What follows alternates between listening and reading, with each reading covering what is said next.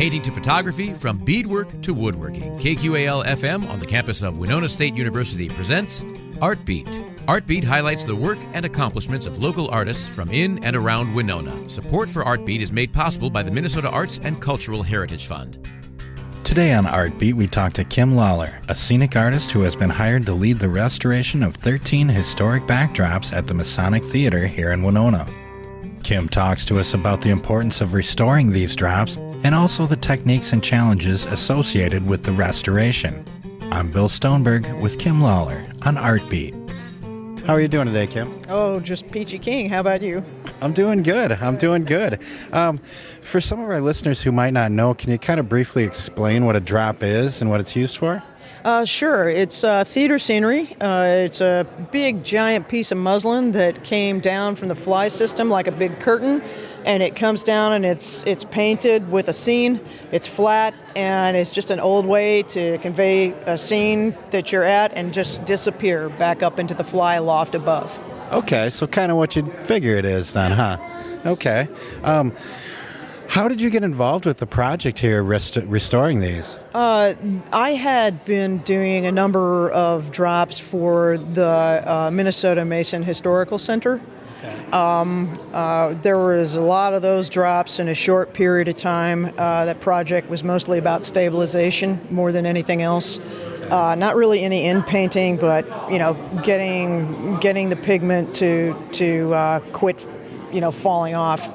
And getting them hung for them. And so Winona had come up to visit and see the work there, and then asked me to put in a bid for this here. At the time, I didn't quite know they were going to, how many number of drops or what, but that wasn't until later that I found that out.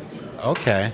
And there's about, there's 13 drops that were chosen out of, 98? Yeah, something to that effect. I was long after, by the time that they had already auctioned off the complement, the remaining complement that they weren't going to use. I knew that they were saving 10 drops, but they added 3 more at the end of the bid. How long would it take to restore all 13? They're all different. The truth is, I have never seen these backdrops. I have only seen tiny, tiny pictures of them. Okay. I don't have any notes, nothing. So today, when I rolled these out, that you see before here, there's 2 drops down on the ground right now. This is the first time I've seen them. Wow. And so I'm looking at them and, okay, there's some water damage. That's okay, this one's going to take about a week. So they're all different. They're all their own little world. They all have their own problems, their own issues. So surprises all along the way, huh? Surprises along the way, absolutely. Okay. About how old are most of these drops? Well, I think you heard this building was dedicated in 1908. These were painted around, 1910, in that they would have ordered them. Just had them, Sussman and Landis was the company that made them, and they would have just had them all, literally ordered them and had them delivered. And they would have been painted in Chicago and delivered up to here. Okay, cool. What is the main issue with the drops? Or I suppose you don't know because you don't know until you roll them out. I mean, there's generalizations. You know that it's very likely that you're going to have a lot of dusting pigment. These are animal glue and pigment. Animal glue is the binder. It's old. It was never meant to last this long. And soot. There's going to be a lot of dirt on top of it. So you got to clean all that up. It's oily. It's you're going to have to. You can't wash it off because water makes this fall apart. Right. So you got to dry sponge it off. With some soot sponges, and you got to rub it over and over and over and over again. You got to be very, very thorough with it. So it's quite frankly, it's a lot of dirty work. Till you get to the sparkle underneath. Right, and kind of painstaking, it sounds like. Oh yeah, it's just, yeah. What does most of it involve? Is it a lot of painting, or is it a lot of cleaning and kind of fixing, restoring? Definitely more cleaning. Okay. Absolutely more cleaning. It's all any any painter will tell you it's all about the prep work. The painting is no time at all. It's no different here. It's all about getting that dirt off, obviously repairing any rips. If netting, you'll see these have netting so you can see through them. We're going to have to take that netting off, clean the backs, and we're going to apply new netting. And all of these things. There's cupping, sagging. You need to square it all back up when you hang it. So all of that needs to be addressed. Okay. Will they be fully functional then when you're done, or is it more just to preserve them for historical purposes? So the best way to preserve a backdrop is to hang it. Rolling it up is not, it just needs to hang up and out, right? So they will be functional. Now, I wouldn't recommend, a band shaking a beer around them. Right. But yeah, they're going to have to be handled delicately and made sure that people understand what they are. But you can absolutely have a play in front of them. Cool. Oh, that's fantastic. What are some of the biggest challenges you've encountered so far with these drops? The biggest challenge so far hasn't been the drops; it's getting into the space. There have been some delays, as with any construction. That's just the way that is. I was supposed to be done with this December, but really couldn't even get into the space till after Thanksgiving. So yeah, and even then we had we're gonna have the stage isn't free until here. So yeah, it's been. That's actually, just waiting around. The hardest part. I guess the hardest part is getting the assessment phase of and trying to figure out, how am I going to treat this drop. The hardest actually is hands and knees. Wipe on, wipe off of those soot sponges. Absolutely the hardest. So really, it's a physical activity. It's a very physical job. It is absolutely very physical. When you are on your hands and knees wiping a sponge over and over against something, day in and day out, there's actually parts of your torso that you never thought you had before. It is incredible. It's just oh my goodness, why there's something deep inside me cramping or I'm having a heart attack. I don't know which. But yeah, I'm getting old. This is... How did you actually get into this kind of work? So I've been a scenic artist, When I was 17 years old, I came into high school and I saw somebody paint a backdrop, and I'm like, I want to do that for the rest of my life. Oh my God, that's cool. Unfortunately, it's a dying business. Nobody, it's all video and lighting and everything. But I have also, aside from working jobs like for Sesame Street Live, where you're repairing drops coming off of tours all the time, certainly painting backdrops, even painting backdrops with pigment. I learned to paint with pigment and animal glue. Not many people have learned. Lance Brockman took his classes in scenery. He used to paint. He's the be-all and end-all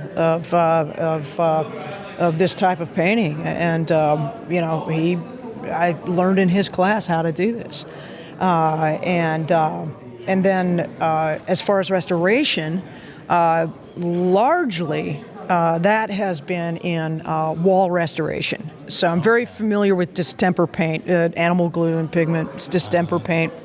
I'm very familiar with that, murals and things, substrata on walls and fixing and getting paint to stick back on with that. So I've done that work, like trying to, get a decorative piece on somebody's home that's falling apart, getting that back in and restoring that. Plenty of that kind of stuff. And then, when this sort of thing sort of fell into my lap, and I'm like, oh yeah, I can totally do that. I had all this information from all these of my career, over 35 years, and yeah, I really know how to do this. So, 100 some odd backdrops later, here I am. Gosh, it's more than that. I don't know. But, Okay. yeah. What do you find most rewarding about restoring these? Oh, absolutely. At the end, when you see them hanging all together and they get the lighting on them, oh my God, they're like, it's just to see the difference, to know how dirty they were and how destroyed they were, and to see them hung up again. Yeah, y'all are you're going to love these things.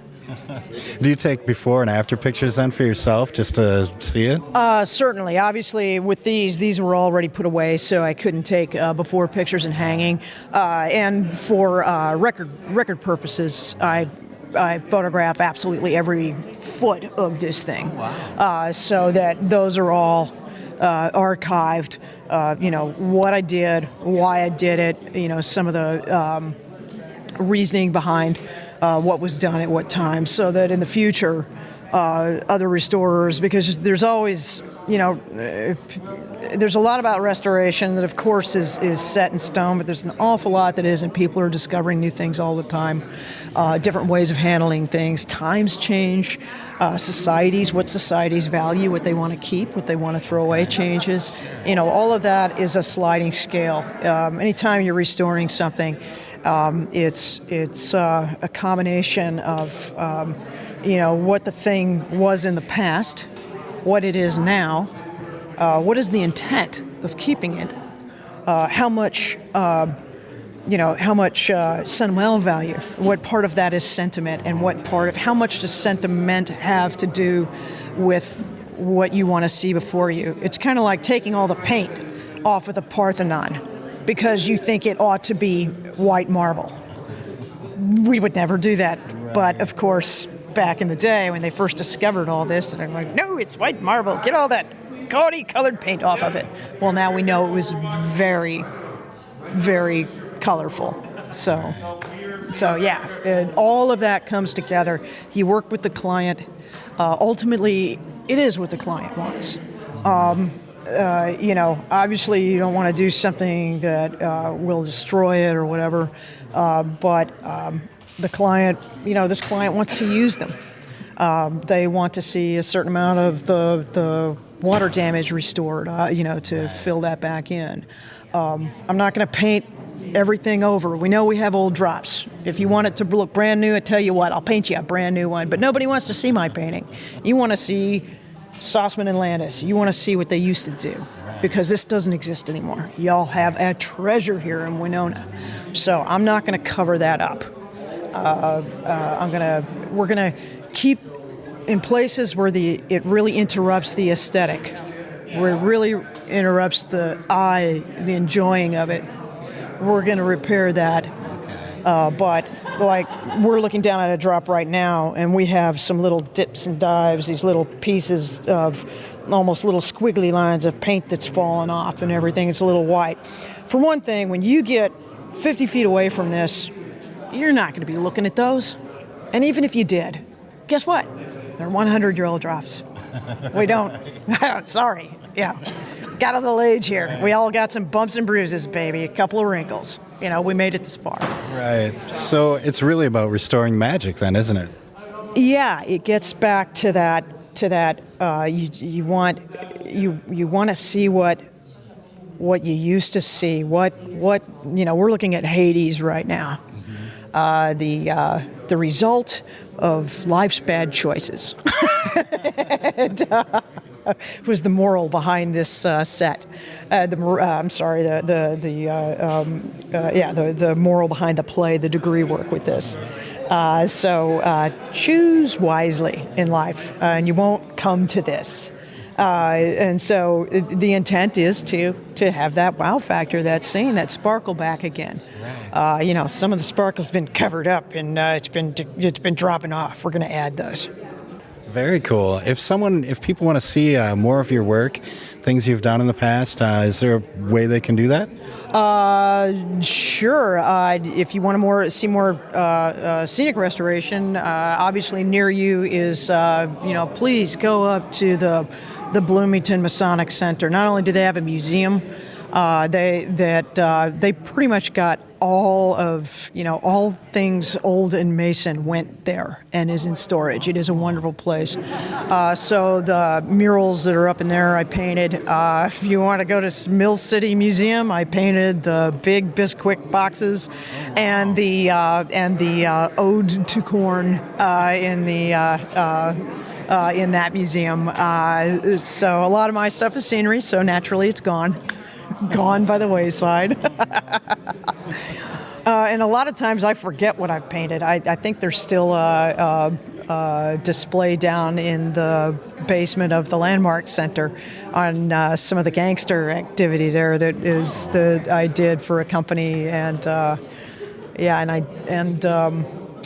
oh boy, sometimes I do wild things like for the Super Bowl in the New Era hat display in the Super Bowl experience. I made these ice cubes that the hats were supposed to be suspended in, only they can't be because they're $5,000 hats. $5,000 baseball hats that have to come in and out every night. So we had to make it where it wasn't really a cube.